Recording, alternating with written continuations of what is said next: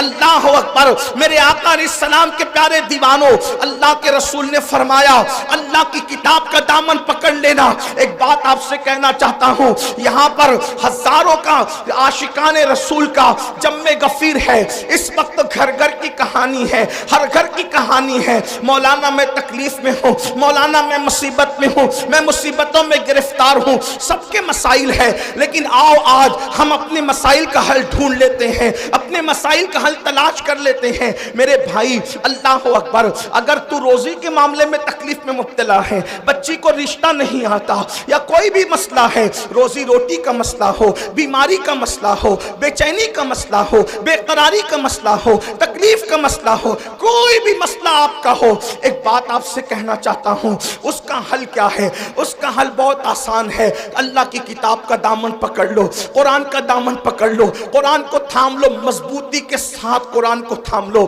آپ جانتے ہیں میرے آقا، ہم سب کے آقا، غیب دا نبی مصطفیٰ جان رحمت صلی اللہ علیہ وآلہ وسلم نے کیا فرمایا؟ آقا فرماتے ہیں جب کسی کا انتقال ہو، جب کسی کا انتقال ہو اور وہ سکرات کی کیفیت میں ہو، جب وہ مرنے والا ہو، موت کے قریب وہ ہو، اس وقت کیا کرو؟ اللہ اکبر، اس وقت اس کے پاس بیٹھ کر سورہ یاسین کی تلاوت کرو۔ توجہ کرنا، میں نے پہلے ہی کہا میں کوئی لمبی گفتگو آج نہیں کروں گا، وقت بہت زیادہ ہوا اور جو ہے وہ سردی کا موسم ہے، لیکن دو باتیں، دو عنوان ہیں، دونوں کے بارے میں ایک ایک بات پیش کر کے بات مکمل کروں گا، ہو سکا انشاءاللہ اس کے بعد پھر آنا ہوا تو آپ کے سامنے بات اور اللہ پاک کو کرنے کی توفیق دے تو بات ہوگی، لیکن آج دل کے کانوں سے اس کو سن لیں۔ مائیں اور بہنیں موجود ہیں، ان کی بھی توجہ چاہتا ہوں۔ اللہ اکبر، میرے آقا صلی اللہ علیہ وآلہ وسلم کے دیوانوں، آقا کیا فرما رہے ہیں؟ جب کوئی مرنے والا مر رہا ہو، جب کسی کی روح نکل رہی ہو،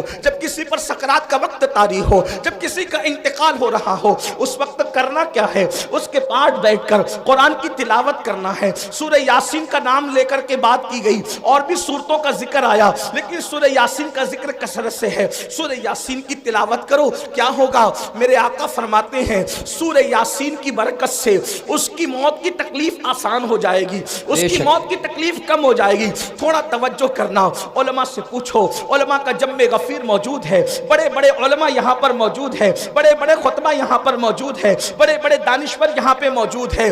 زندگی کی تکلیف کی کوئی حیثیت نہیں ہوتی، اس کی وجہ میں آپ کو بتاؤں، دیکھو زندگی میں اگر کوئی تکلیف میں مبتلا ہو تو کم سے کم دوست کہے گا یار تو ٹینشن مت لے، ہم تیری تکلیف کو شیئر کر لیں گے۔ جیسے مثال کے طور پر کاروبار میں نقصان ہو گیا، اگر تیرا دیوالیہ ہو گیا، اگر تیرے پاس جو ہے معاملات ختم ہو گئے پیسے کے، ایک کام کر، ہم سب مل کر کے تیرا ساتھ دیتے ہیں، کچھ پیسے ہم لگا دیتے ہیں، دوست بھی سپورٹ کرتے ہیں، بھائی بھی سپورٹ کرتے ہیں، امی بھی سپورٹ کرتی ہے، بابا بھی سپورٹ کرتے ہیں۔ یعنی دنیا کی کوئی تکلیف ایسی نہیں جس میں سپورٹر نہ مل جائے، جس میں پارٹنر نہ مل جائے، جس میں مددگار نہ مل جائے۔ اللہ اکبر، اگر کوئی تکلیف آتی ہے نا تو دوست کہتے ہیں یار تو پریشان نہ ہو، جہاں تیرا پسینہ گرے گا وہاں ہم اپنا خون گرا دیں گے۔ ماں اپنا پلو جو ہے اپنے بیٹے کے پسینے سے پوچھتی ہوئی نظر آتی ہے، میرے لال پوری زندگی کی پونجی تج دوں گی لیکن تیرے پیشانی پر مایوسی کی سلوٹیں نہیں دیکھ سکتی۔ اللہ اکبر، دنیا کی مصیبت وہ ہے جس میں آپ کو پارٹنر ملیں گے، مددگار ملیں گے، اور دنیا کی مصیبت کو کوئی نہ کوئی حل ہے، اس کا کوئی نہ کوئی حل ہے۔ لیکن اللہ اکبر، موت کی تکلیف کیا ہے؟ موت کی مصیبت کیا ہے؟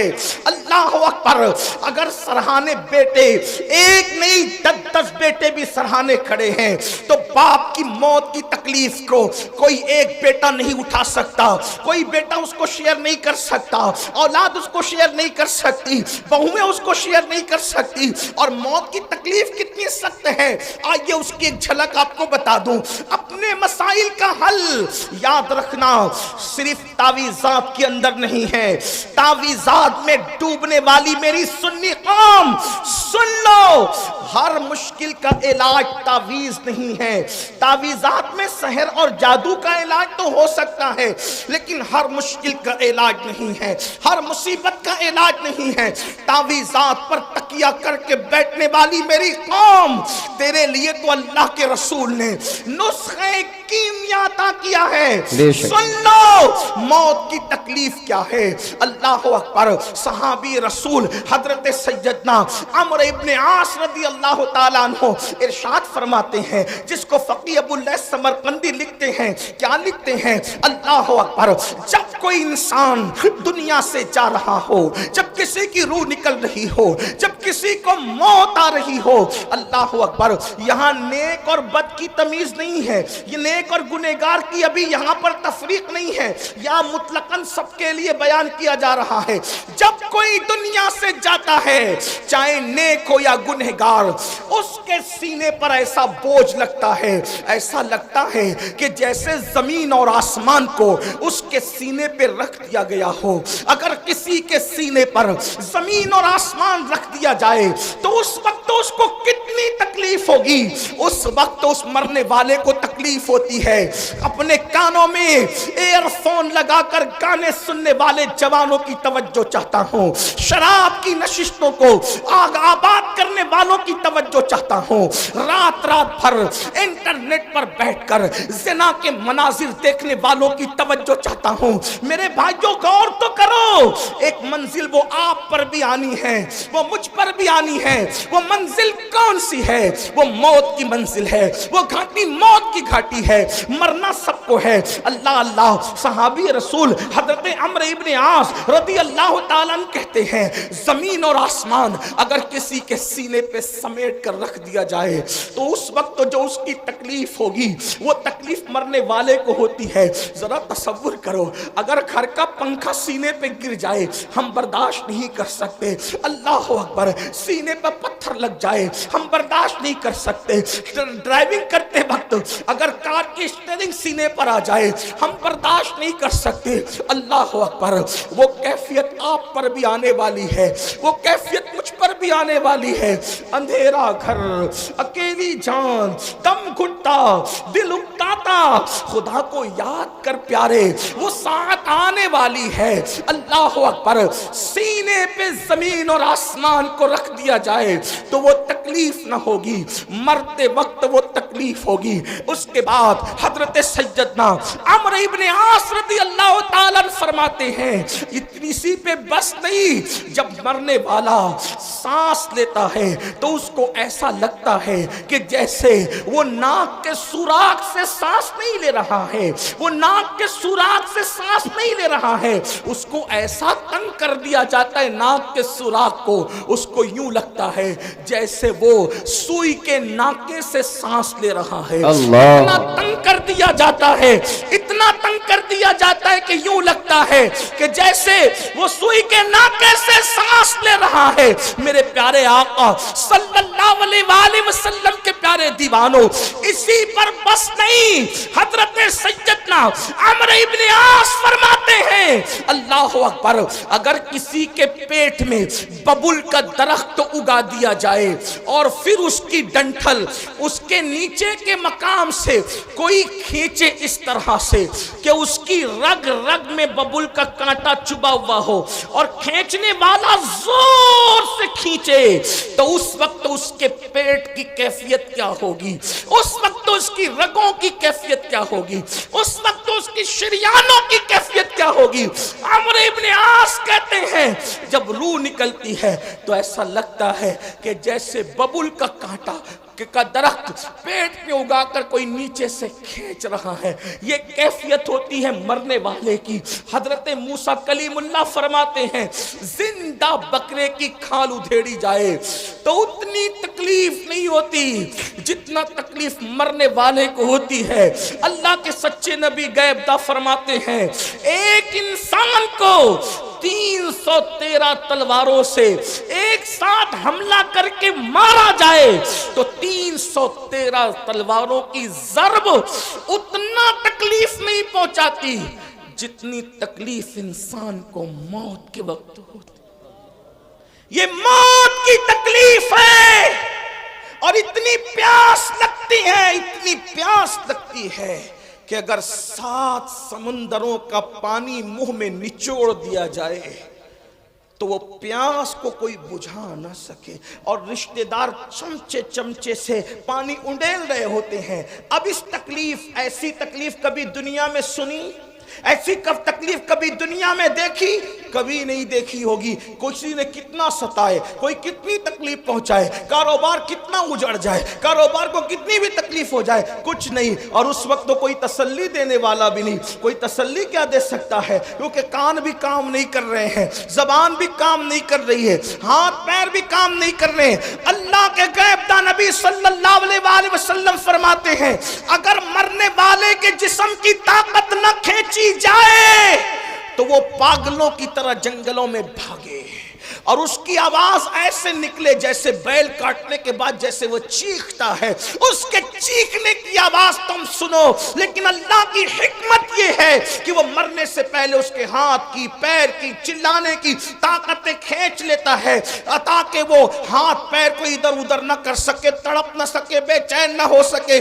اگر لوگ مرنے والے کی اس موت کی کیفیت کو جان لیں تو شادیاں کرنا چھوڑ دیں، شادی شدہ بیویوں کے پاس جانا چھوڑ دیں، فرمایا اچھے کپڑے پہننا چھوڑ دیں، اچھا کھانا کھانا چھوڑ دیں، اور لوگ استغفار کرتے ہوئے جنگلوں میں پاگلوں کی طرح بھٹکتے رہیں۔ مرنے والے کو موت کے وقت جو تکلیف ہوتی ہے وہ تکلیف جانوروں کو پتہ چل جائے تو تم کو گوشت کھانے نہ ملے، جانوروں کی چمڑی سے ان کی ہڈی سے ان کی چمڑی لگ جائے، جانور جو ہے وہ گوشت ختم کر دیں، یہ کیفیت ہے مرتے وقت کی۔ لیکن اب سننا مسلمانوں، میرے اسی نبی نے جس نے یہ تکلیفیں بیان کی، فرماتے سورہ یاسین پڑھو، اگر تم قرآن کی تلاوت مرنے والے کے پاس کرو گے تو قرآن کی تلاوت کی برکت سے اس کی یہ سب تکلیفیں ختم ہو جائے گی، تکلیفوں میں آسانی ہو جائے گی۔ اب میں پوچھنا چاہتا ہوں، جس قرآن کی برکت سے، جس قرآن کی برکت سے موت کی تکلیف آسان ہو سکتی ہے، اس قرآن کی برکت سے زندگیوں کی تکلیف کیوں آسان نہیں ہو سکتی؟ اندازہ فرمائیں۔ اور پھر اللہ اکبر، اللہ اکبر، وہاں قرآن کی تلاوت وہ خود نہیں کر رہا ہے مرنے والا، توجہ کریں، قرآن کی تلاوت وہ خود نہیں کر رہا ہے، دوسرا کرے اس کے پاس بیٹھ کر تو اس کو یوں برکتیں نصیب ہو جائے۔ جب دوسرے کی تلاوت کی برکتوں کا یہ عالم ہے، اگر انسان قرآن کی خود تلاوت کرے تو برکتوں کا عالم کیا ہو؟ قرآن کا دامن پکڑو اور قرآن پر عمل کرو۔ قرآن مقدس کی صرف تلاوت نہ کرو بلکہ قرآن پر عمل کرو۔ آپ یہ جو سنتے ہیں نا، قرآن کو تھامنے والی قوم، بوریا نشین قوم، وہ قوم جو عرب کی بوریا نشین تھی، وہ قوم جو نمک اور کافور میں فرق نہیں کر پاتی تھی، وہ قوم، اللہ اکبر، جس قوم نے غربت میں زندگی گزاری، جب ان کے پاس قرآن آیا اور انہوں نے قرآن کا دامن پکڑا تو قرآن کا دامن پکڑ کر وہ لوگ جو عرب کے بوریا نشین تھے قیصر و کسریٰ کے تاجدار بن گئے۔ قیصر و کسریٰ کے تاجدار کس نے بنایا؟ قرآن کو تھامنے نے۔ آج میں اپنی قوم کو پہلا پیغام یہ دینا چاہتا ہوں، قرآن تھام لو، قرآن پکڑ لو۔ صرف تیجے 10ویں 20ویں پہ قرآن پڑھنے کی کتاب نہیں بلکہ قرآن روز پڑھیں، اور کنز الایمان ترجمے کے ساتھ پڑھیں۔ قرآن کو ترجمہ کنز الایمان کے ساتھ، اردو زبان میں جو صحیح ترجمے ہوئے ہیں اس میں صحیح ترین ترجموں میں صفحے اول پہ جو ترجمہ ہے اس کو کنز الایمان کہتے ہیں۔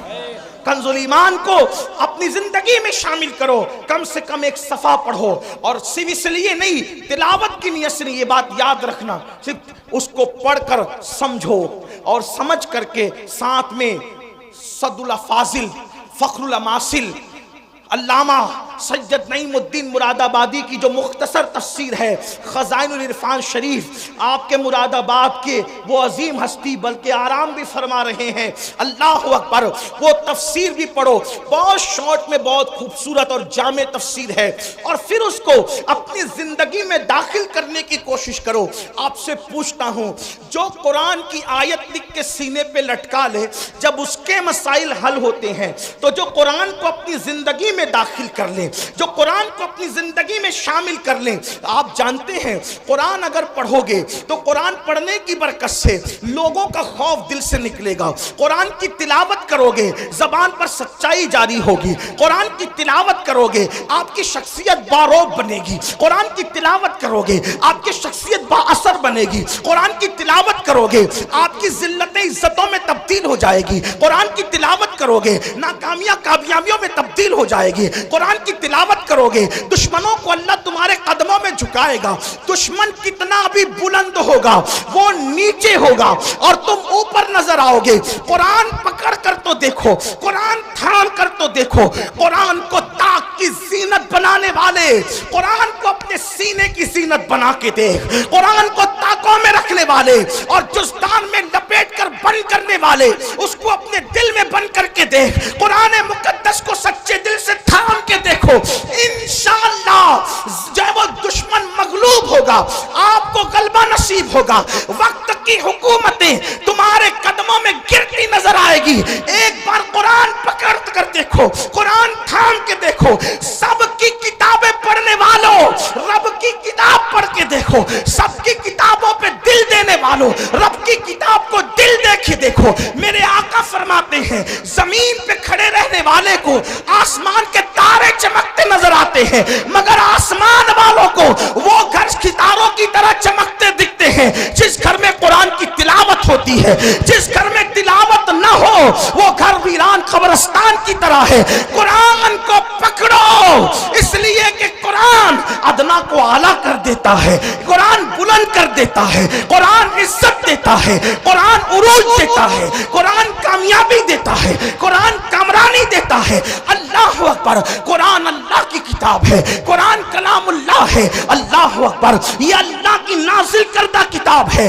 جس نے قرآن پڑھا اس کی زندگی سنور گئی. اور میرے آقا نے 23 سال کی قلیل مدت میں جو انقلاب بپا کیا تھا وہ قرآن کا انقلاب تھا, قرآن کی تلاوت کا انقلاب تھا, تعلیم قرآن کا انقلاب تھا. ایک روایت دل کے کانوں سے سن لے. ایک شخص ہے جن کا نام حضرت طفیل ہے, حضرت طفیل ابن عمرو دوسی ہے. اللہ اکبر, وہ مکۃ المکرمہ آئے. توجہ کرنا میرے نوجوانوں, جو بوڑھے ہیں انہوں نے تو دنیا دیکھ لی ہے. اے جوانوں, اب دنیا کے چیلنجز کا مقابلہ ہمیں کرنا ہے. ہمیں قرآن تھامنا ہے, قرآن لے کر آگے بڑھنا ہے. قرآن کی طرف آؤ. اللہ کے نبی نے قرآن کی طرف بلایا, نہ عرب کی طرف بلایا, نہ عجم کی طرف بلایا, نہ سیاہی کی طرف بلایا, نہ سفیدی کی طرف بلایا. میرے آقا نے نہ خطے کی طرف بلایا, نہ قبیلے کی طرف بلایا. حضور نے قرآن کی طرف بلایا. آؤ قرآن کی طرف پلٹیں, آؤ قرآن کی طرف رجوع کریں, آؤ قرآن کی طرف توجہ کریں. اللہ اللہ, دشمن دوست کیسے ہوتے ہیں, بیگانہ اپنا کیسے ہوتا ہے. اللہ اللہ. تو طفیل ابن عمر کہتے ہیں کہ میں مکہ تجارت کے لیے آیا تھا. مکے میں ہنگامہ تھا, مکے میں طوفان تھا. کیا طوفان تھا؟ جو بھی تاجر مکے میں آتا اس کو آتے ہی مکے والے گھیر لیتے. مکے کے وہ دشمن, وہ گنڈے جو رسول اللہ کے خلاف تھے وہ گھیر لیتے. ان میں اونچا اور بڑا نام جو ہے اللہ اکبر اس بدماشی میں ابو جہل کا ہے. یہ بڑا زیادہ بدتمیز تھا, اس کو اس امت کا فرعون کہا گیا. تو طفیل کہتے ہیں ابو جہل میرے پاس آیا اور آنے کے بعد کہنے لگا طفیل محمد کو تو جانتے ہو نا؟ اس نے کہا نہیں میں نے نہیں دیکھا لیکن نام سنا ہے. کہا آج کل بڑی بڑی باتیں کرتے ہیں, کہتے ہیں کہ ان پہ قرآن نازل ہوتا ہے, وہ اللہ کے نبی ہیں, اللہ کے پیغمبر ہیں. طفیل ان کے قریب نہ جانا, جو ان کے قریب جاتا ہے معاذ اللہ وہ جادوگر ہیں, ان کے جادو کا شکار ہو جاتا ہے. تو نے بھی قریب نہ جانا ورنہ تو جادو کا شکار ہو جائے گا, تو اپنے مذہب سے بدزن ہو جائے گا, تو اپنے مذہب سے دور ہو جائے گا. طفیل کہتے ہیں ابو جہل نے اتنا خطرناک پروپیگنڈا کیا. یاد رکھنا بزدل دشمن ہمیشہ پروپیگنڈے سے کام لیتا ہے, لیکن اہل حق کو پروپیگنڈے سے کبھی گھبرانا نہیں چاہیے, بلکہ جو حق والے ہیں ان کو پروپیگنڈے کی طرف توجہ کرنے کی ضرورت نہیں. ہمیشہ بزدل دشمن پروپیگنڈے کا سہارا لیتا ہے. ہماری جماعت کے بہت بڑے مفکر کا ایک جملہ ہے, وہ فرماتے ہیں پھول پر پیرا بٹھایا جا سکتا ہے, اس کی خوشبو پہ پیرا نہیں بٹھایا جا سکتا. آج بھی اسلام کا بزدل دشمن غلط پروپیگنڈا کر رہا ہے, انہیں کرنے دو اور بہت کرنے دو. آپ قرآن کے سانچے میں ڈھل جاؤ. پھول پہ پیرا بٹھا سکتے ہیں, خوشبو پہ پیرا نہیں بٹھا سکتے. مسلمان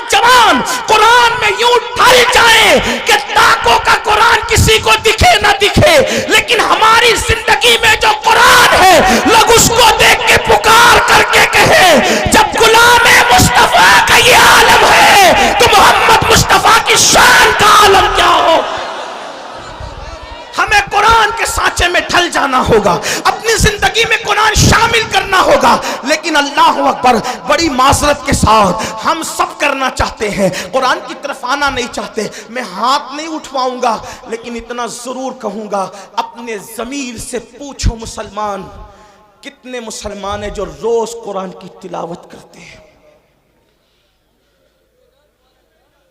واٹس ایپ گھنٹوں گھنٹوں کتنے لوگ دیکھتے ہیں؟ فیس بک کتنے لوگ چلاتے ہیں؟ یوٹیوب کتنے لوگ دیکھتے ہیں؟ اور قرآن کتنے لوگ صرف پڑھنے کی, بلکہ بیشتر مسلمان وہ ہیں جنہیں قرآن پڑھنا بھی نہیں آتا. جو قرآن نہیں پڑھنا جانتے وہ سن لیں, ہمارے بزرگوں سے ہم نے سنا, انہوں نے فرمایا جس نے دنیا میں قرآن پڑھنا نہیں سیکھا نا, وہ قیامت کے دن اندھا اٹھے گا, اندھا. جو دنیا میں اندھا پیدا ہو, دنیا کی کوئی چیز دیکھ پاتا ہے؟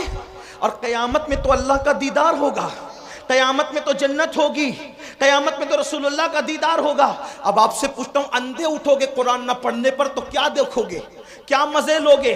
قرآن مرنے سے پہلے پڑھنا سیکھ لو, علم سیکھنے کی کوئی عمر نہیں ہوتی. یہ علماء کا جو اتنا درد ہے نا, پڑھ لو پڑھ لو پڑھ لو, ٹائم نہیں ملتا. میں نے کہا کمپیوٹر سیکھنے کا ٹائم ملا, ڈاکٹر بننے کا ٹائم ملا, انجینئر بننے کا ٹائم ملا, وکیل بننے کا ٹائم ملا. واٹس ایپ سیکھا, بڈھے بڈھے واٹس ایپ چلا رہے. چلائیں, اچھی بات ہے, کوئی میں وہ نہیں کرتا, لیکن بڈھے واٹس ایپ چلا رہے تو تنگ کیے ہوئے جن کے پاس نمبر ہے, ہر 2-4 منٹ پر کچھ نہ کچھ ڈالتے رہتے, کیونکہ کوئی کام ہی نہیں. وہ بڑے بوڑھے, معاف کرنا, بڑی عجیب بات ہو گئی ہے.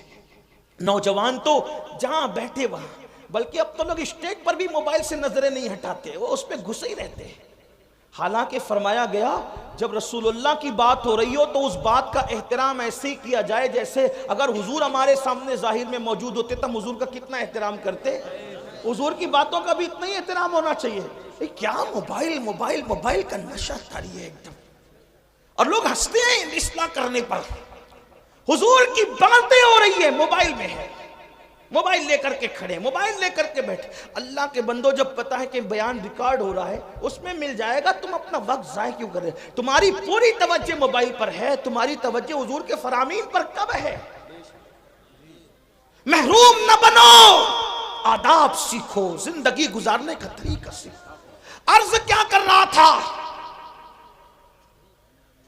غلط پروپیگنڈا ہونے دو, قرآن سیکھو, قرآن اپنی زندگی میں شامل کرو.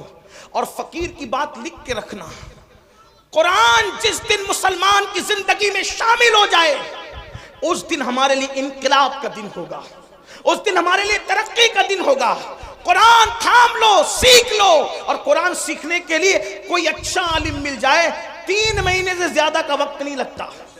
3 مہینے میں قرآن پڑھنا سیکھو, اور اچھے سے اگر 5 پارے پڑھ لیے کسی اچھے عالم سے تو آگے کے 25 پارے آپ خود پڑھ سکتے ہو. اس لیے میری گزارش ہے, یہ رجب کا مہینہ چل رہا ہے, اتنے ہزاروں کے مجمع سے اگر آپ یہ کہتے نا کہ امیر القادری ہمارے پیر پکڑے گا تو ہم قرآن پڑھ لیں گے, تو اللہ کی عزت کی قسم کھا کے کہتا ہوں, میں آپ کے پیر پکڑ کر کہتا کہ قرآن پڑھ لو.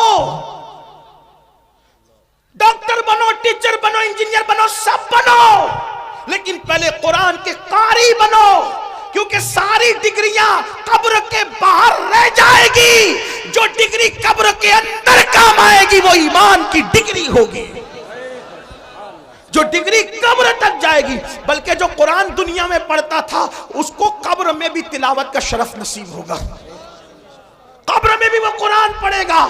قرآن سے شوق پیدا کرو, قرآن سے ذوق پیدا کرو, اور جب قرآن پڑھنے لگو گے تو میری بات پر آپ کو یقین آئے گا. آج نہیں آتا, آپ کو قرآن کے بغیر اچھا ہی نہیں لگے گا. قرآن آپ کو بڑا خوبصورت, اللہ کا کلام ہے میرے بھائی, اللہ کا کلام کیا چیز, اللہ کا کلام, اللہ کا کلام ہے. یہ بات کہہ دوں, خدا سے اچھا کوئی نہیں, اس کے کلام سے اچھا کسی کا کلام. اپنے بچوں کو بھی پڑھاؤ, جو صرف اپنے بچے کو دیکھ کے ناظرہ قرآن پڑھا دیتا ہے, اللہ اس کے اگلے پچھلے گناہ معاف کر دیتا ہے. لیکن خالہ اماں سے نہیں پڑھانا, ایرے گہرے سے نہیں پڑھانا. جو بہترین قاری مخرج کے ساتھ صحیح پڑھا سکتا ہو اس کو پڑھانا. کیونکہ ٹیوشن اور کوچنگ کے لیے تم ہزاروں روپے خرچ کرتے ہو, تو قرآن پڑھانے کے لیے اگر لاکھوں کرنا پڑے تو لاکھوں خرچہ کرو. میں ان مدارس کو سلام کرتا ہوں جو اخلاص کے ساتھ قرآن کی خدمت کر رہے ہیں. ان علماء کی عظمت کو سلام کرتے ہیں جو قرآن کی خدمت کر رہے ہیں. اللہ اکبر.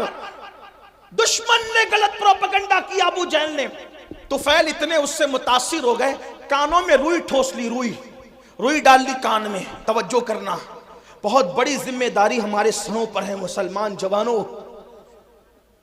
کانوں میں روئی ڈال لی اس نے, طفیل نے, اور اس کے بعد سوچا کہ حضور کی آواز میرے کان میں نہیں آنا چاہیے, میں ملوں گا بھی نہیں, ان کی بات سنوں گا بھی نہیں. کہتے ہیں طفیل آخری رات آ گئی, اب مجھے چونکہ میں مکہ تجارت کے لیے آیا تھا, آخری رات آ گئی, مجھے مکے سے جانا کہاں تھا؟ اپنے وطن. میں نے سوچا محمد عربی تو گھر میں سو رہے ہوں گے, چلو چل کر آدھی رات کے بعد کعبے کا طواف کر لیتے ہوئے. کعبے کا طواف اور حج وغیرہ اسلام سے پہلے بھی لوگ جو مسلمان نہیں تھے مکے والے وہ بھی کرتے تھے, آس پاس والے بھی کرتے تھے. تو میں کعبے کا طواف کر لوں. تو طواف کعبہ کے لیے جب میں نے مطاف پہ قدم رکھا تو طفیل کہتے ہیں, اب میں اس کو اپنے الفاظ کے جامع میں بطور مفہوم پیش کرنے لگا ہوں.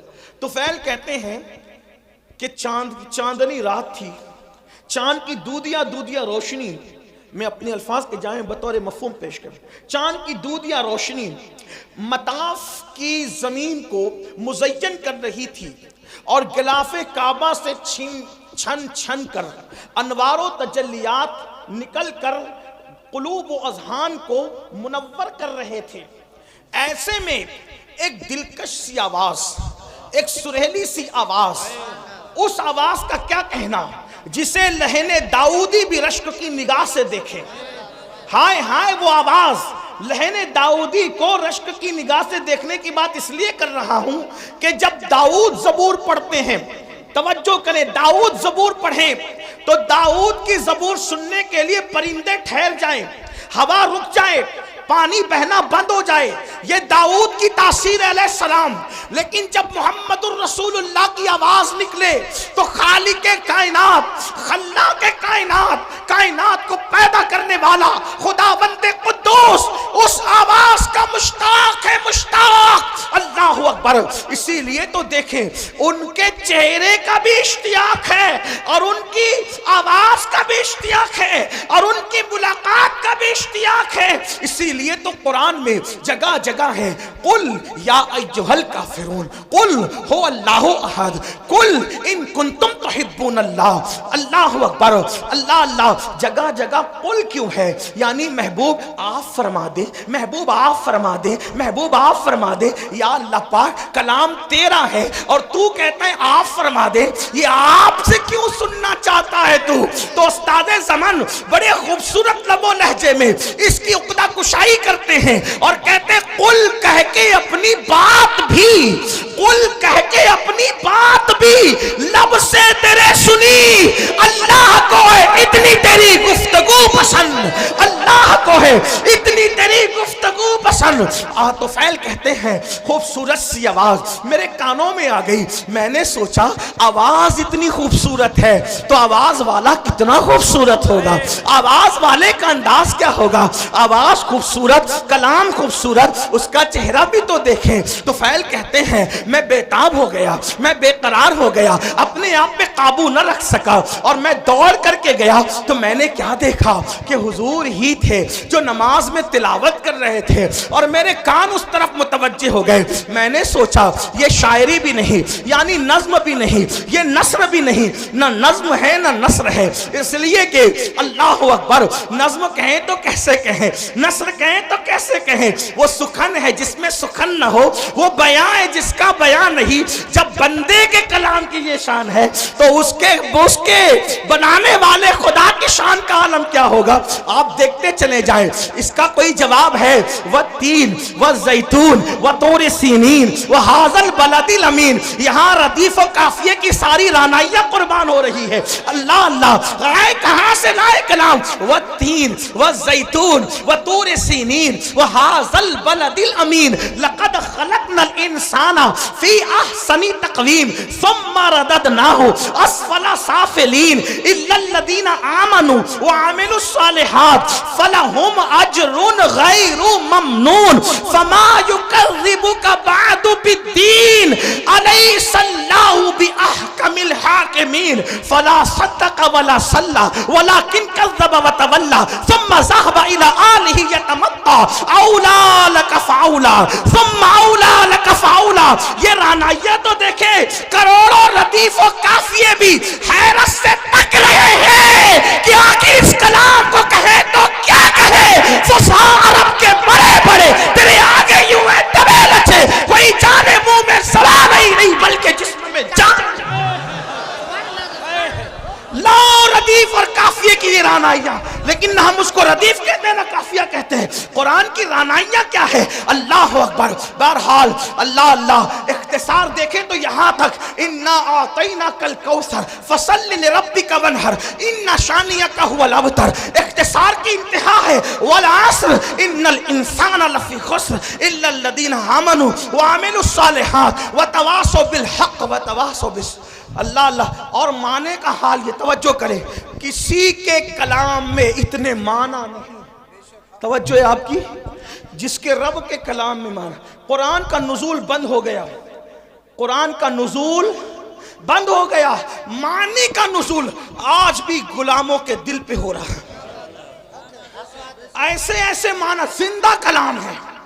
زندہ کلام حی و قیوم کا. ایک مرتبہ سنا دوں آپ کو. والعصر ان الانسان لفی خسر. لوگ معنی ڈھونڈتے ڈھونڈتے تھکے. الگ الگ معنی روز نیا معنی. کوئی بن کے تو دیکھیں اس در کا غلام. ایک بار حضرت ابی بن کعب نے تلاوت کی والعصر ان الانسان لفی خسر الا الذین آمنوا وعملوا الصالحات وتواصوا بالحق وتواصوا بالصبر. پوچھا کہ اس کا مطلب کیا ہے؟ مطلب تو بہت تھے. اس دن بیان یہ کیا والعصر زمانہ مراد محبوب کا زمانہ ہے. والعصر عصر عصر اس سے نماز عصر بھی ہے وقت عصر بھی ہے. لیکن میرے امام نے اس کا ترجمہ کئی تفسیر کا اتنے مجموعہ نچوڑ کر یہ لیا زمانے محبوب کی قسم. والعصر کا مطلب محبوب تیرے زمانے کی قسم. کیوں؟ اس لیے کہ سارے زمانوں سے بہتر زمانہ محبوب تمہارا زمانہ. خیر القرون کرنی خیر القرون کرنی. آقا فرماتے خیر القرون کرنی. سب سے بہتر زمانہ میرا زمانہ ہے. تو لوگوں نے کہا کرنی سے کیا مراد؟ مطلب میرے زمانے سے کیا مراد؟ توجہ ہے آپ کی. عاشق کسی طرح کی باتیں کرتے ہیں. قرنی سے کیا مراد؟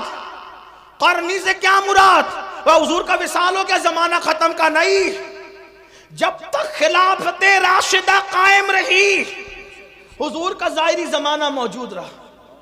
کیونکہ حضور نے عصری نہیں فرمایا بلکہ قرنی فرمایا. کیونکہ عصری کہتے تو بھی کام ہو جاتا. قرنی کیوں فرمایا؟ قرنی قرنی قرنی جس میں قاف ہے را ہے نون ہے یا ہے. مطلب اس میں بھی 4 حروف ہیں. قرنی بہترین زمانہ میرا زمانہ. تو قرنی کا مطلب کیا؟ تو عشاق کہتے ہیں. عشاق کہتے ہیں قاف سے مراد. توجہ کریں. عشاق کہتے ہیں قاف سے مراد یہ صدیق کی قاف ہے. قرنی میں قاف صدیق کی قاف ہے. را عمر کی را ہے. نون عثمان کی نون ہے. یا علی کی یا ہے. مطلب بتایا ابو بکر عمر عثمان کے زمانے کو مجھ سے جدا کرنے کی کوشش نہ کرنا. 4 یاروں کا زمانہ بھی میرا زمانہ. قرنی. اب جن کو خلافت راشدہ سمجھ میں نہیں آتی وہ کوئی اور راستہ ڈھونڈ لے. 4 یاروں کے بغیر کسی کا نہ گزر ہے نہ کسی کا بسر ہے. اس لیے کہ جو 4 یار والا ہے وہی مصطفیٰ جان رحمت کے پیار والا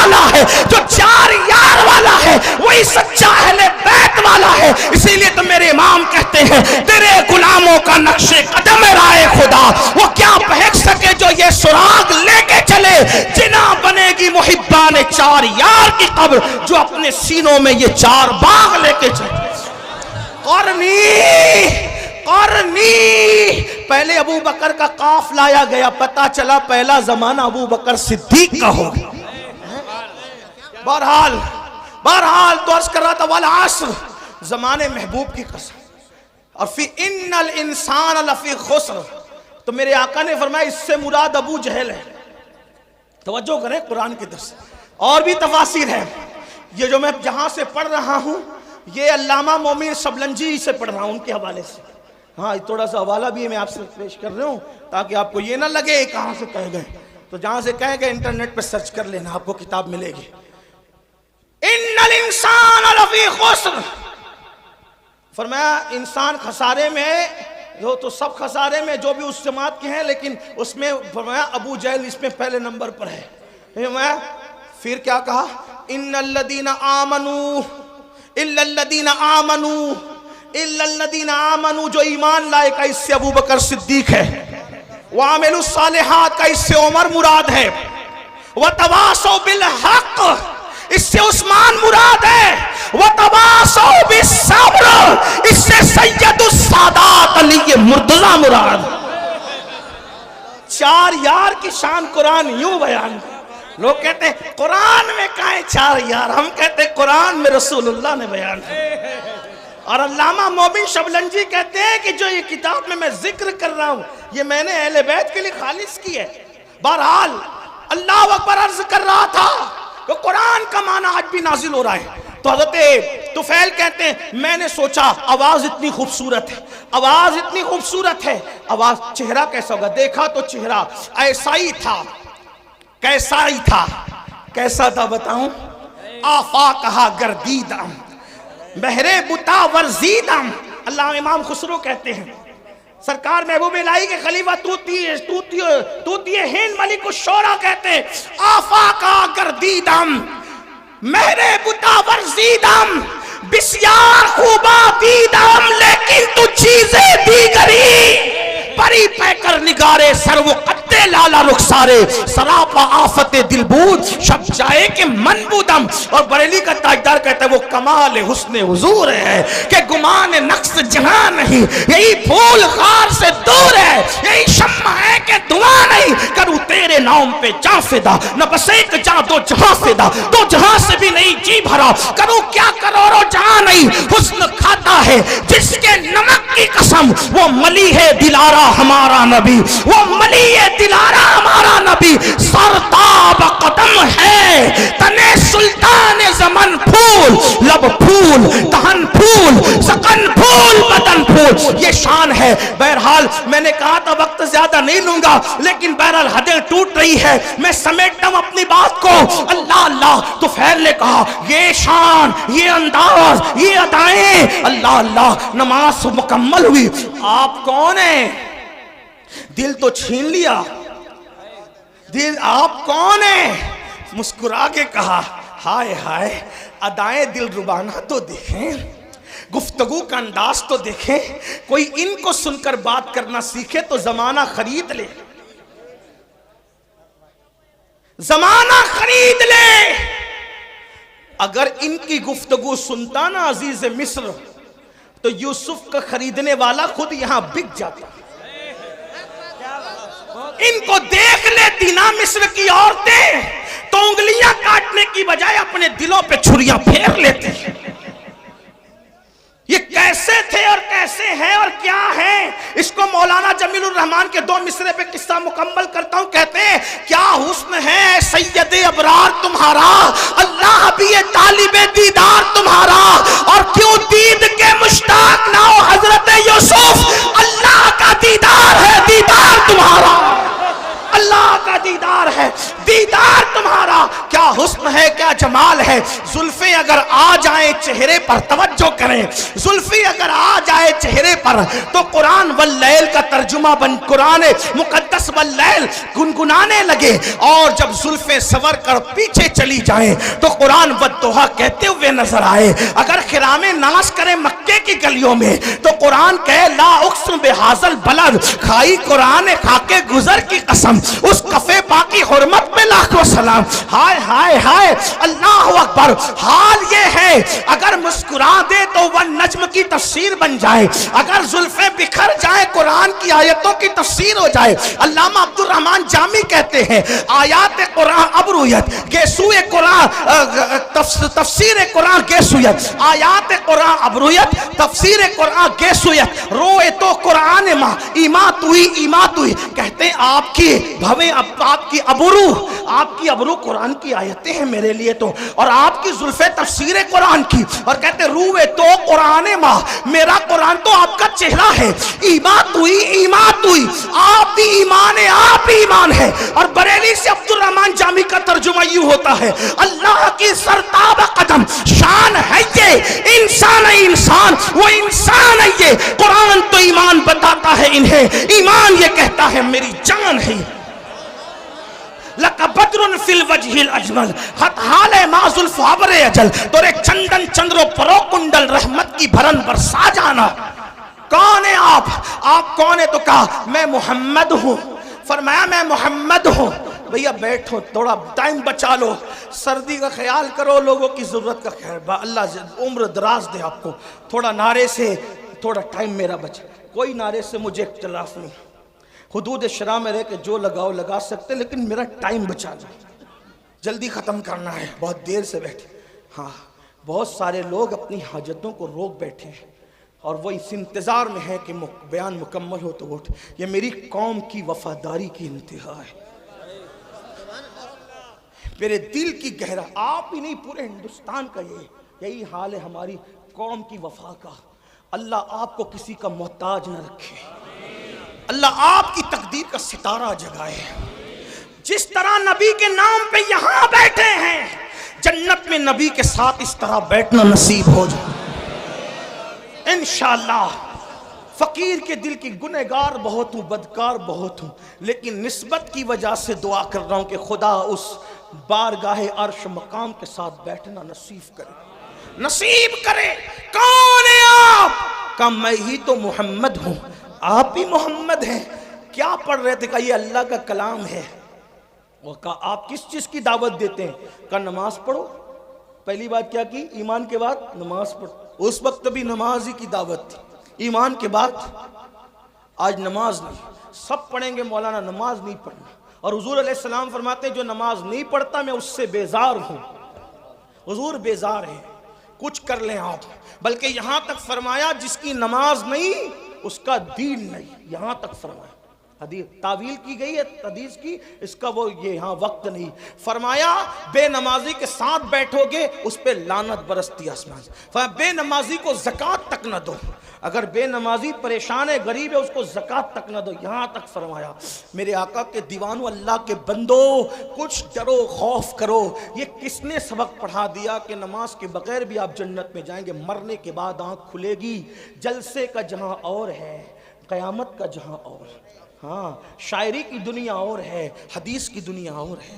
آپ یہ جو بہت سینہ سپر ہو کے کہتے ہیں نا کہ میں جنتی, میرا جنت میرے باپ کی, میرے بھائی اللہ سے ڈر, جن کو رسول اللہ نے جنت کی بشارتیں دی تھی وہ رویا کرتے تھے. نماز پڑھو, نماز مسجدوں کو آباد کرو, توبہ کرو بے نمازی پن سے. اور فرمایا نہ ایمان لے آؤ, نماز کی دعوت, بدکاری سے بچو, رشتہ داروں کے حقوق ادا. فرمایا کتنی اچھی تعلیم ہے آپ کی. تو ویل نے کہا کتنی اچھی تعلیم ہے آپ کی. وہ فرمایا یہی تعلیم ہے. وہ ابو جہل تو وہ گنڈا گردی کر رہا تھا, آپ کے خلاف بہکاتا تھا. حضور نے فرمایا کہ اس کی اپنی بات ہے, لیکن میری بات یہ, کہا جو آپ کہتے ہیں اگر وہی حق ہے مجھے بھی مسلمان بنا دے. تو فیل قرآن سن کے مسلمان ہے. اس کی حضور اب اپنے وطن جانا چاہتا ہوں, کوئی نشانی دے دے. سرکار نے پیشانی پہ ہاتھ لگایا تو پیشانی چمک اٹھی. لے جا, اس کی روشنی نکل رہی ہے.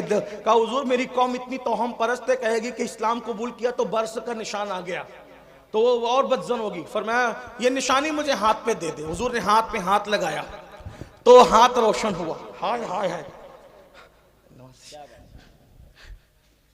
ہمارے بزرگوں نے صوفیہ فرماتے ہیں کسی کا رومال استعمال نہیں کریں, ورنہ جس کا ہے اور اس کے درمیان بغض پیدا ہو سکتا. صوفیہ کا قول ہے, حدیث میں نہیں ہے. تو میرے بھائی میں تو محبت بڑھانے آیا ہوں. ایسا ظلم نہ کرو، محبت میں آپ دے رہے ہو لیکن میں تو چاہتے بڑھانا۔ حضور نے فرمایا جس سے محبت کرو گے قیامت میں اس کے ساتھ رہو۔ ان علماء اور سیدوں سے محبت کیوں نہ کر لوں کہ اپنا بھی بیڑا پار ہو جائے۔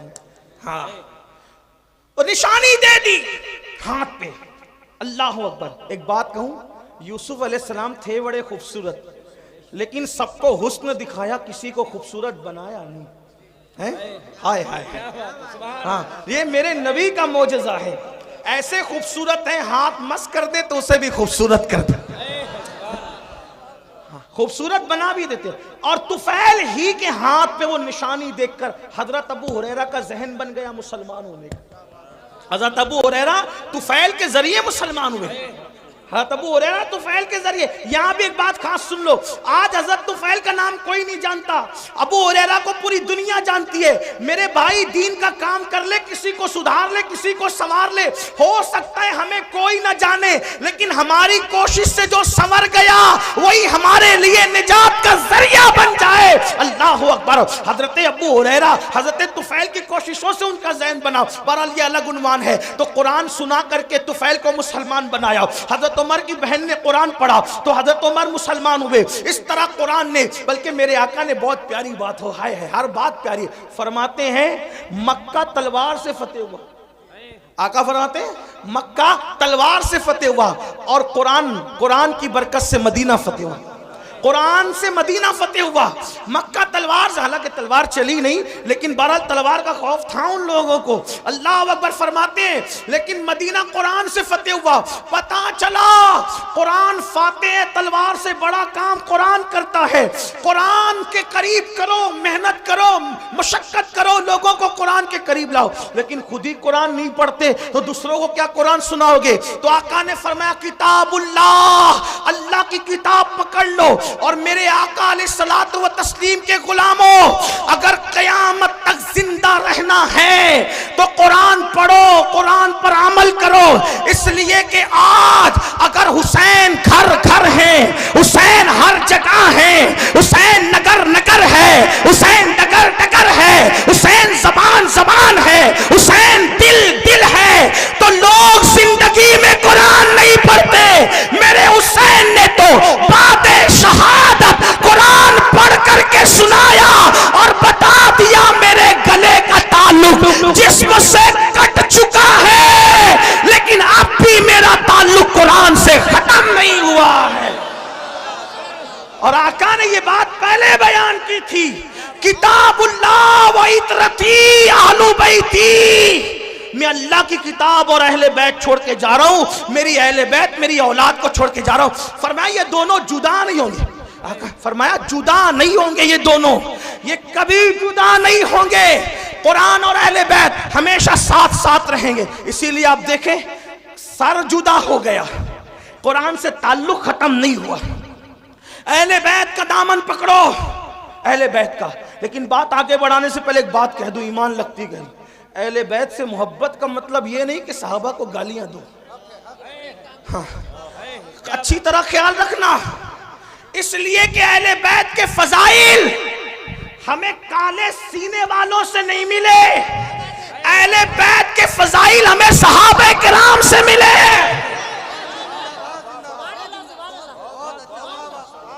اس لیے جن کے سینے پٹ رہے ہیں انہیں پٹنے دو، کیونکہ یہاں بھی پٹنا ہے وہاں بھی پٹنا ہے، یہاں خود پیٹ رہے ہیں وہاں فرشتے پیٹیں گے۔ کیوں؟ کیونکہ یہ سینہ چار یاروں کی محبت سے جو خالی ہے وہ پٹنے کے قابل ہے۔ اور الحمدللہ سچا سنی یہاں بھی پھولوں میں ہے، اور اہل بیت کے صدقے وہاں بھی پھولوں میں ہے۔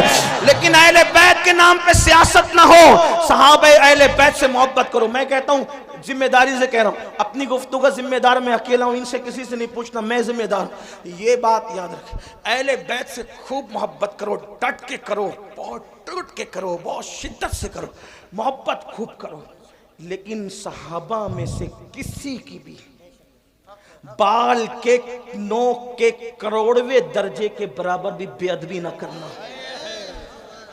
کیوں؟ اس لیے کہ نبی کا صحابی ہے۔ اگر کوئی ایک بار آ کر ہم سے کہے میں نے خواب میں حضور کو دیکھا، تو کیسے اس کا ادب کرتے ہو ہیں؟ جو خواب میں نبی کو دیکھے اس کا ادب، اور جس نے ماتھے کی آنکھوں سے دیکھا اس کی بے ادبی نہیں۔ اور ہم تو عشق کے بندے ہیں، اسی لیے تو بدنام ہے۔ ہم عشق کے بندے ہیں، کیوں بات بڑھائی ہے؟ ہمارے امام کا فرمان ہے، کوئی گنبد خضرا دیکھ کر آئے یا کعبہ دیکھ کر آئے تو اس کی آنکھیں چومتا ہے کہ نہیں چومتا؟ سنی جو کعبہ دیکھ لے اس کی آنکھیں چومتے ہو، اور جو کعبے کا کعبہ دیکھا وہ صحابی ہیں۔ اس لیے بے ادبی نہیں کرنا، آپ کو میری طرف سے گزارش، ورنہ لعنت پڑے گی، لعنت۔ صحابہ کے گستاخ کا نہ فرض قبول ہے نہ نفل قبول ہے۔ انٹرنیٹ پر کسی کو دیکھ کے بے باک نہیں انہیں ادب کرنا، کیوں؟ ہم تو نبی کی نسبت دیکھتے ہیں۔ ارے نبی کی نسبت اگر اونٹ کے چمڑے کو مل جائے تو ہم اس کی بے ادبی نہیں کرتے، بلکہ اگر اونٹ کا چمڑا نالین کی شکل میں نبی کے قدموں میں آ جائے تو فتاوی عالمگیری میں 500 ہندوستان کے علماء کا فتویٰ اہل عرب کے قوانین کی روشنی میں ہے، قرآن اور حدیث کی روشنی میں ہے کہ جس نے نبی کی نالین کی بے ادبی کر کے نالین مصطفیٰ کو جوتی کہنے کی بجائے جتڑی کہہ دیا وہ کافر ہو گیا۔ جب اونٹ کا چمڑا نبی کے تلووں سے وابستہ ہو جائے اس کی توہین کرنا کفر ہے، تو رسول اللہ کے اصحاب پاک، اس لیے تھوڑا خیال کرو، اہل بیت کی محبت میں بہت آگے بڑھو۔ کچھ لوگوں کو یہ بھی بیماری لگ گئی ہے، میں ان کے ساتھ نہیں ہوں، ذکر اہل بیت ہوتا ہے رابضی ہو گیا ہوگا، ذکر اہل بیت رابضی بنائے گا؟ افراط اور تفریط مت کرو، صحابہ کی محبت میں بھی کھل کھل کر کھل کھل کے بات کرو جتنی شریعت نے اجازت دی ہے، اور اہل بیت کے فضائل میں بھی کھل کھل کر کھل کھل کے بات کرو جتنی شریعت نے اجازت دی ہے، کیونکہ اپنا ہی مقدر عروج پر ہے۔ ہم تو یہ کہتے ہیں ہمارے دونوں ہاتھوں میں لڈو ہے، اللہ نے دونوں ہاتھ اس لیے دیے ہیں کہ ایک ہاتھ میں صحابہ کا دامن، ایک ہاتھ میں اہل بیت کا دامن ہے، اور ہمارے امام کا فرمان ہے اہل سنت کا ہے بیڑا پار، اصحاب حضور نجم ہے اور ناؤ ہے، اطرت رسول اللہ کی۔ لیکن کچھ لوگوں کو فضائل اہل بیت پڑھ دیا تو بخار آتا ہے، نعرہ حیدری لگ گیا تو ادھر ادھر دیکھنے لگتے۔ میں نے کہا عقل سے کام لو۔ صحابہ کہتے ہیں کہ جب بدعتیں ابھرنے لگی، بدعتیں رواج پانے لگی اور اسلام میں غدار گھسنے لگے، اسلام کے غدار، اور محفل میں وفادار اور غدار سب آتے، تو ہم وفادار اور غدار میں فرق کرنے کے لیے کہ چھانٹے کیسے وفاداروں کو اور غداروں کو، تو صحابہ کہتے کہ جب وفادار اور غدار میں فرق کرنا ہوتا تو ہم علی علی علی علی علی علی علی علی علی علی علی علی علی علی کرنے لگتے، علی کا ذکر کرنے لگتے۔ علی کا ذکر سن کر جس کا چہرہ چمک جاتا سمجھ جاتے وفادار ہے، اور جس کا چہرہ اتر جاتا سمجھ جاتے غدار ہے۔ ذکر صحابہ بھی ہوگا پوری دیانتداری کے ساتھ، نعرہ بھی لگے گا گلی گلی نگر نگر ابو بکر، نعرہ بھی لگے گا نعرہ تحقیق حق چار یار، اور ساتھ میں نعرہ حیدری بھی لگے گا تاکہ وفاداروں میں اور غداروں میں فرق ہو جائے۔ ہاں، اپنے بچوں کو اہل بیت سے وابستہ کرو، لیکن احترام صحابہ کے ساتھ۔ آخری بات جو کرنی تھی وہ یہ، اہل بیت کی محبت کا صلہ بڑا بہترین ہے۔ کیا ملنا ہے؟ ہاں، امام یوسف نبہانی فرماتے ہیں، لکھتے ہیں وہ کہ تیمور لنگ کا نام سنا ہے؟ تیمور لنگ نام سنا ہے؟ ہاں، تیمور لنگ اچھے بھی کیے برے، بادشاہوں کا حال یہی تھا، اچھے بھی کرتے برے، کسی بادشاہ کی تائید نہیں کر سکتے، جیسے ہم سیاسی لیڈروں کی کچھ مکمل تائید نہیں کر سکتے نا، ویسے ان کی بھی کوئی اچھا بھی کرتے ہیں برا بھی کرتے ہیں، ہم کس کے ذمہ دار ہیں؟ اس کے عمل کا وہ ذمہ دار۔ ہاں، تیمور نے بھی اچھا بھی کیا برا بھی کیا، اس لیے کہتا ہوں بادشاہوں کے لیے تھوڑا سا احتیاط سے کام لیا کریں، بہت بڑھایا چڑھایا نہ کریں بادشاہوں کو، ہاں بادشاہوں کو بہت بڑھایا چڑھایا نہ کریں، احتیاط سے، اچھا بھی کیا برا بھی کیا، سب نے الا ماشاءاللہ، چند ہے انگلیوں پہ گنو گے بس اتنے۔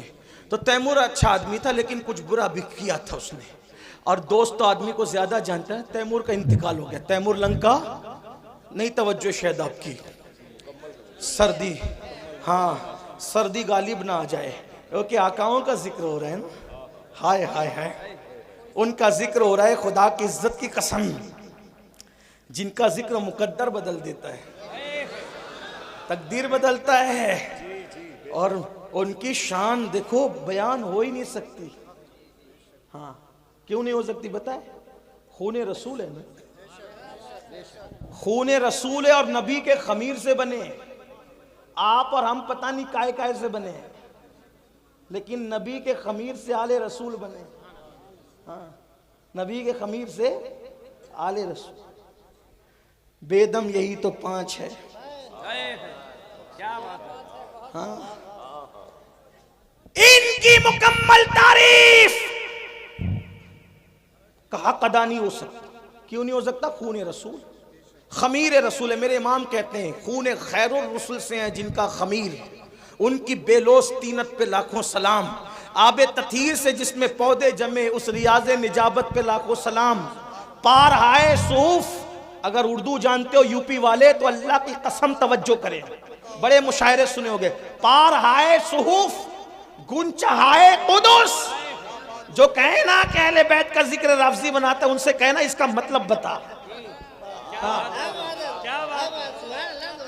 ہاں پارہائے صحف غنچہائے قدس. اور یہاں ان کو بھی جواب ہے جو کہتے ہیں سنی ذکر اہل بیت نہیں کرتے. میں نے کہا یہ امام اہل سنت کا کلام ہے، اور سنی جس طرح کھل کھل کے کرتا ہے اس کسی کے باپ میں کیا ہمت ہے کرنے کی. سینہ پیٹنے والوں کی 300 سالہ کتابیں ایک طرف، اور میرے امام کے یہ 2 مصرے ایک طرف. لیکن ہم غلو نہیں کرتے. پارہائے صحف، میں تشریح نہیں کروں گا کیونکہ وقت نہیں ہے، ورنہ کرتا اور خوب کرتا کیونکہ طالب علم ہوں. پارہائے صحف، علماء سے رجوع کرنا نا تاکہ آپ آئے جائیں بھی تو ان کے پاس.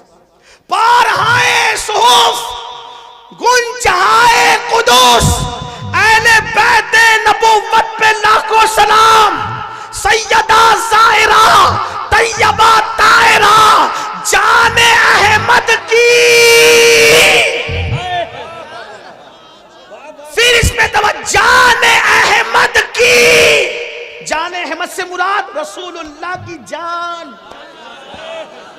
اس پر تو بولوں گا ضرور. جان احمد کی راحت پہ لاکھوں سلام. وہ رسول جو سب کی جانوں کی راحت ہے، میرے امام نے اس نبی کی جان کی راحت جس کو کہا ہے وہ حسین اور حسن کی پیاری امی جان سیدہ طیبہ طاہرہ عابدہ زاہدہ راکعہ ساجدہ نقیہ تقیہ زکیہ عالمہ غیر معلمہ ام ابیہا ملکہ فردوس بری خاتون قیامت خاتون جنت سیدہ فاطمہ بنت محمد کو کہا جان احمد کی راحت پہ لاکھوں.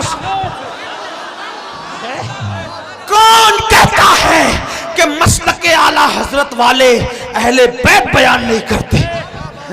اعلیٰ حضرت نے کہا نا جان احمد کی راحت، جان احمد کی راحت. کیا بات ہے میرے امام تیری.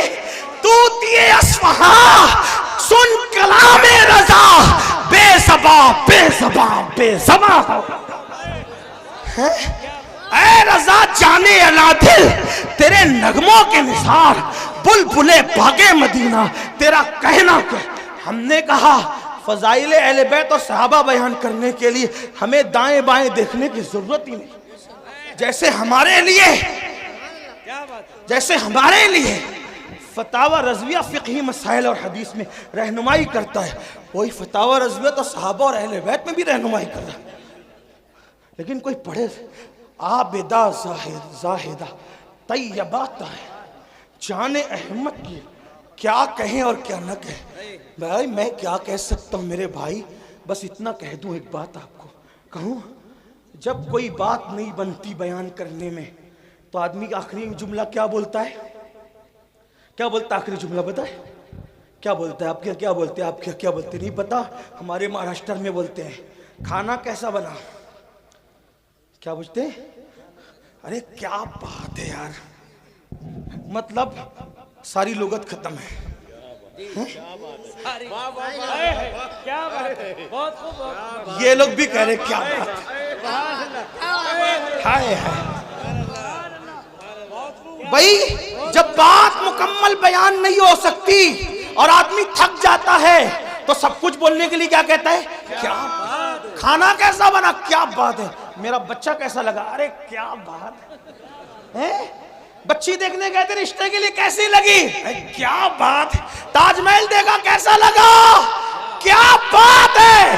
ایک سوات علوم و فنون کا ماہر مجدد پانی پہ قلم اٹھاتا ہے تو پانی کو پانی پلا دیتا ہے، مٹی پہ قلم اٹھاتا ہے تو مٹی کو مٹی میں ملا دیتا ہے، فلکیات کی بات کرتا ہے تو علوم فلکیات کے ماہرین طفل مکتب نظر آتے ہیں، اور جب ہدایت کے بخشش لکھتا ہے تو غالب اور اقبال کا فن حیرت سے اس عاشق کے قلم کو دیکھتا نظر آتا ہے، اور داغ دہلوی کہتے نظر آتے ملک کے سخن کی شاہی تم کو رضا مسلم جس سمت آ گئے ہو سکے بٹھا دیے ہیں، لیکن وہ ہر چیز کی بال کی خال بیان کرنے والا فقیہ مجدد متکلم مفسر دائی مدبر مفکر صوفی اللہ اکبر اپنے زمانے کا سرمد حسان الہند بلال ہند یا ہر بات کھل کھل کر کہہ دے،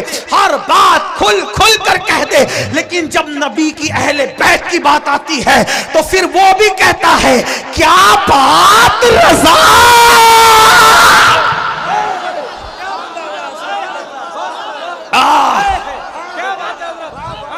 لوگ کہتے ہیں اتنا چلایا نہ کر مر جائے گا. میں نے کہا یہی تو چاہتا ہوں کہ ذکر کرتے کرتے وہ مقام آ جائے کہ ان کا ذکر زبان پر اور میری روح نکل جائے. کیا بات رضا، کیا بات رضا، کیا بات رضا. میں نے کہا کس کی؟ تو کہتے اس چمنستان کرم کی. چمنستان کی نہیں، تمہاری عقلوں پہ چھوڑ کے جا رہا ہوں، اگلے جلسے تک سوچتے رہنا اہل بیت ہے کس چیز کا نام. کیا بات رضا، کیا بات رضا، اس چمنستان کرم کی. ایک بات عرض کروں، یہ بات مکے میں ہی کیوں گئی؟ مجھے ایسا لگتا ہے کوئی ناسبی اگر کوئی اور شعر ہوتا کہتا یہ اعلیٰ حضرت کا نہیں ہے تو اپنے نام کے ساتھ بیان کیا کہ میرا ہی ہے.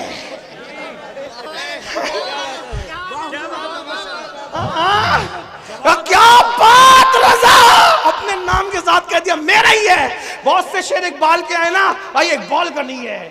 وہ کہتے ہیں نا با مصطفیٰ بارسا خیشرا کے دی، کچھ لوگ کہتے ہیں اقبال کا نہیں ہے. ہم کہتے ہیں کہ یہاں اقبال نے اپنا نام نہیں لیا. امام احمد رضا بڑے دانا اور مدبر تھے، نام کے ساتھ بتا یہ میرا ہی کلام ہے. اہل بیت کا سچا وفادار احمد رضا، اہل بیت کی چوکھٹ کا عظیم محافظ احمد رضا. ارے 14ویں صدی کے سید کی پالکی کو جو کاندھا دے، وہ 900 سال کے پہلے سید معین الدین چشتی کا کتنا وفادار ہوگا.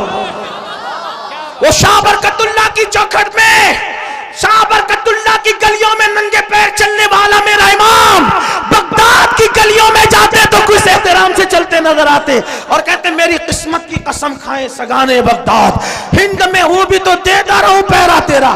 ڈائریکٹ غلام بھی نہیں کہتے، غوث پاک کا ڈائریکٹ غلامی کہتے تجھ سے در سے سگ اور سگ سے ہے مجھ کو نسبت. جو سیدہ کے بیٹے کا اتنا احترام کرتا ہو وہ سیدہ کا کتنا احترام کرتا ہوگا، وہ حسنین کریمین کا کتنا احترام کرتا ہو. کہتے کیا بات رضا، میرے امام کس کی؟ اس چمنستان کرم کی. چمنستان نہیں، چمنستان کرم. کون سا چمنستان کرم؟ نبی کا چمنستان کرم. اب کرم کا چمنستان دیکھنے کے لیے کچھ دیکھنا بھی تو پڑے گا نا. توجہ کرے، کیا بات رضا، کیا بات رضا. میں آپ کو نہیں کہوں گا کہ سبحان اللہ بولو، یہ میری ہمت نہیں ہے، یہ تو آپ کے ایمان پہ چھوڑا ہے. کیا بات رضا، کیا بات رضا.